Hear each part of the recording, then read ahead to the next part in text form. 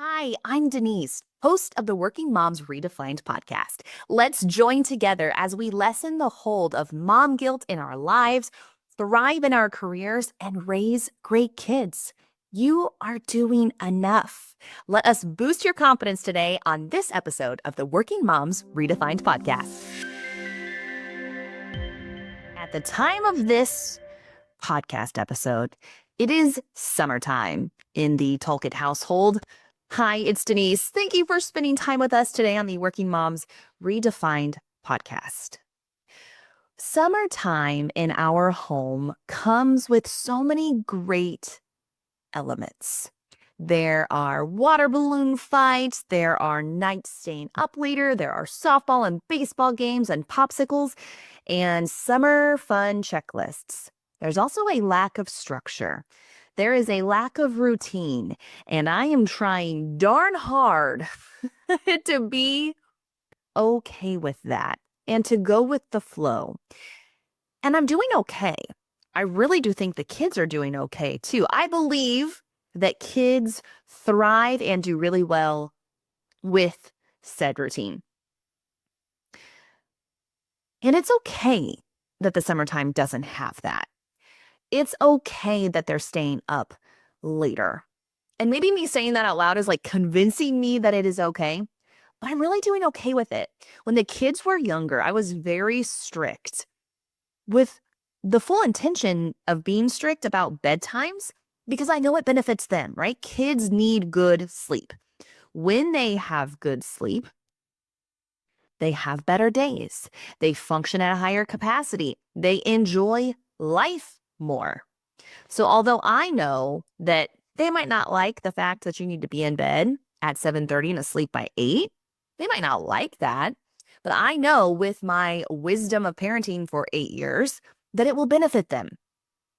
5, 6 years ago, I didn't have as much wisdom and they didn't fight me as much, but it was still the case to the point where sometimes they went to bed at 6:30 or 7 because I know that their brain needed that.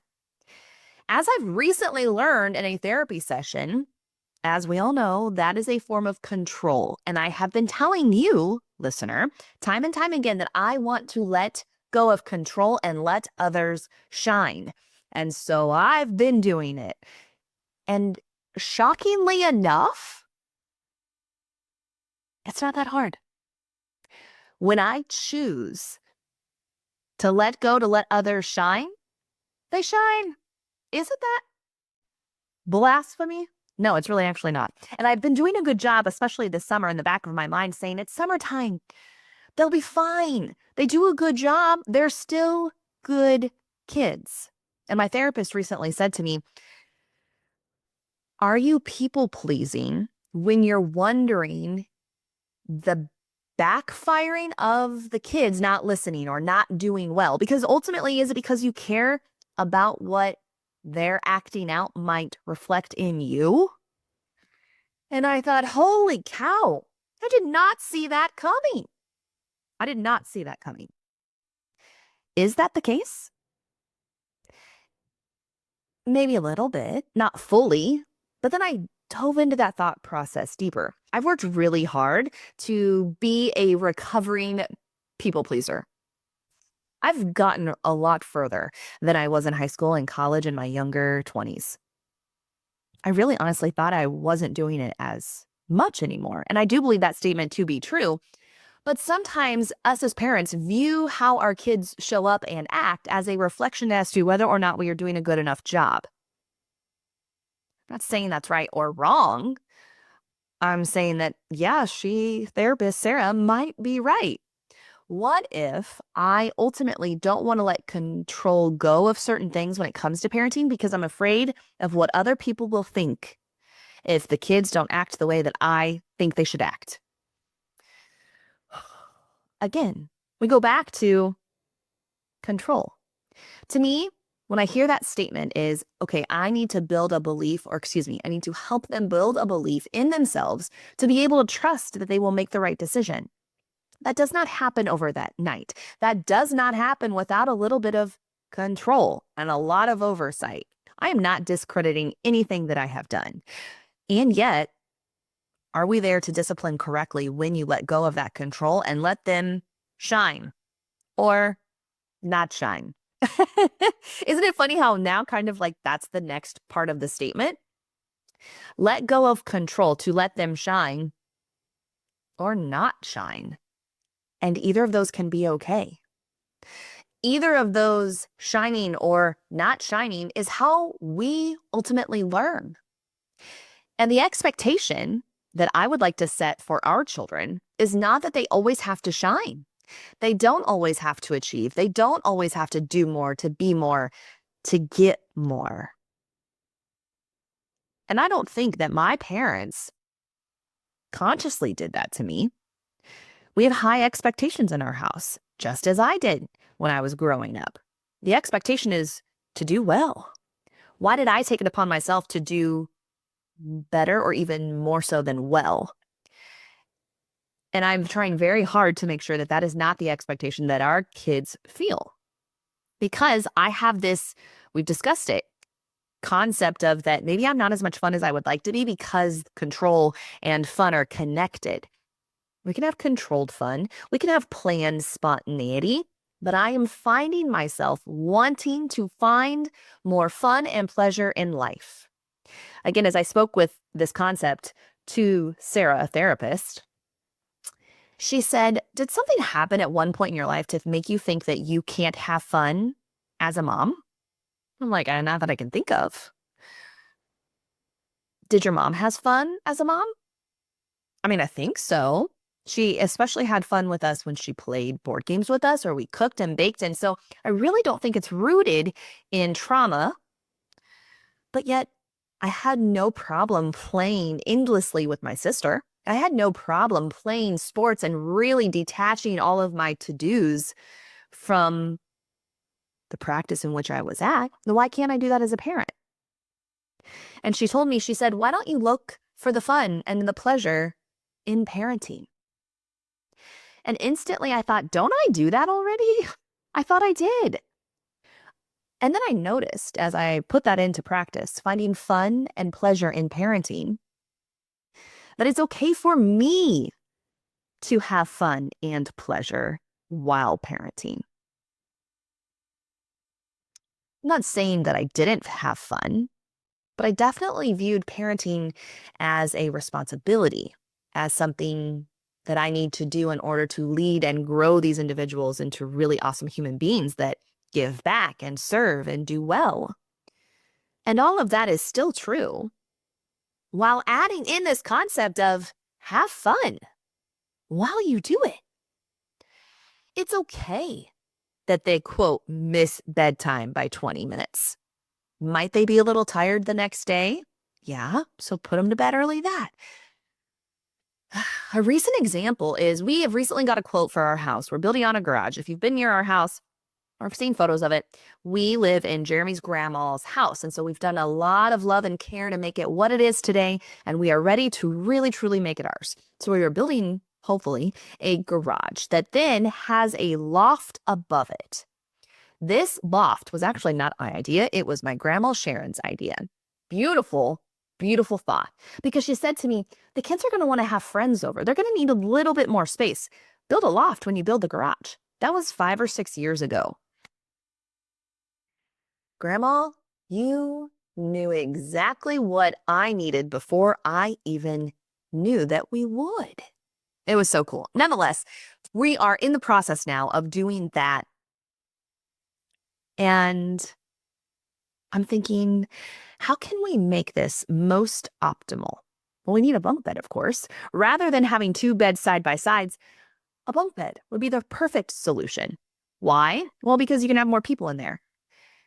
I want to be the house that the kids come to after school and know that the norm is actually for people to come over in between sports, after school, to spend time together, whatever the case might be, because they want to, not because they feel like they have to. I remember after school, we used to go to my friend's house that lived in town because it was close by. It was a nice little walk away before practice after school to get some homework done, have fun, be in community together, eat some really great snacks.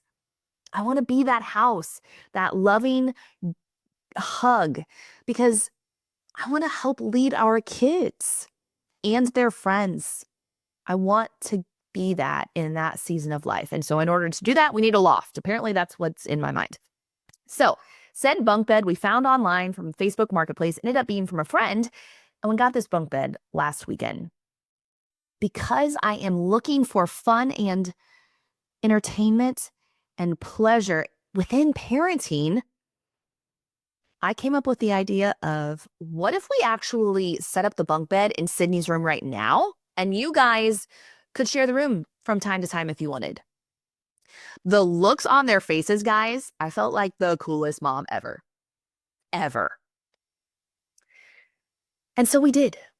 Jeremy took down Sydney's bed, which still had the little teeth bite marks from when she was an infant. It was one of those that starts out as a crib and then you can transition it into a full-size bed. So that went away, still keeping it, but the bunk beds went in place. These kids played with these bunk beds for 4 hours. I'm not joking. They have sticky notes with labels as to who bed is what. There are stuffed animals. One has 13, one has 14. They have had so much joy over these bunk beds. And me, I had so much fun in presenting this idea and them loving it. Does it mess up bedtime a little bit? You absolutely bet it does. Am I stepping out of my comfort zone? Am I letting go of what I really thought was actually my control when really it was this tension in my body that I thought I needed to have? Kind of. Rather than focus on the why, I guess, more so, I'm focusing this summer on the fun in parenting.